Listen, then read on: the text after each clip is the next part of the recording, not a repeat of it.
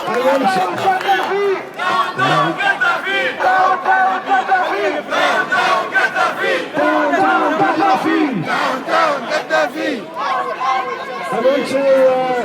want to pay tribute. I want to pay tribute to the heroes, the brave heroes who in their tens of thousands and hundreds of thousands are facing the brutal military onslaught of Gaddafi's regime. It is both appalling that Gaddafi is using aeroplanes and heavy artillery and a huge military machine to crush the rebellion of the ordinary people of Libya who are fighting for freedom and fighting for justice and fighting for equality and for a decent life.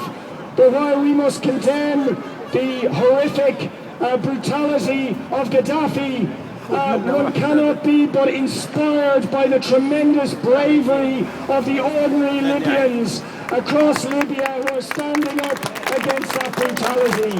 It is truly inspiring to see people resist against these terrible odds. And I think from a Western point of view, it is very important for us to condemn the hypocrisy and complicity of Western governments that have for decades financed and supported and cooperated with the Gaddafi.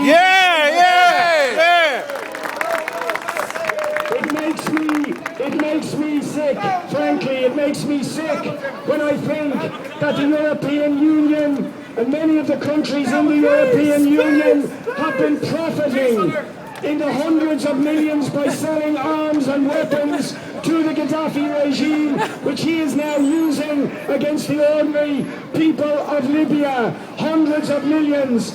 And frankly, I think I don't need to tell people here, but we do need to tell the people in this country and across Europe that the reason the West is sitting on the fence now, the reason the West does nothing, is because the West's only interest in the Arab world, in Libya or anywhere else, is to secure its business, its profits. That's the truth, good man. Thank you. Thank you. Expose the hypocrisy of the West.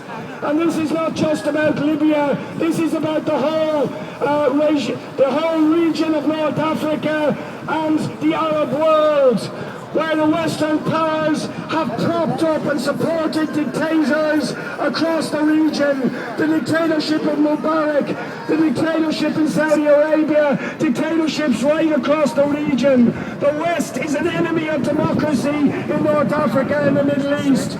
It wants nothing more than to exploit the region for oil profits and for the profits of the arms industry. So we must here in the West demand that our government in Ireland and governments across Europe break all their links with the Gaddafi regime. There should be no cooperation with the Gaddafi regime. And we should expose, our job in this country is to expose the links between the Irish establishment and the Gaddafi regime, including, for example, a former chief of who's involved in the oil company that does business in Libya. But there are many other political and corporate interests in this country.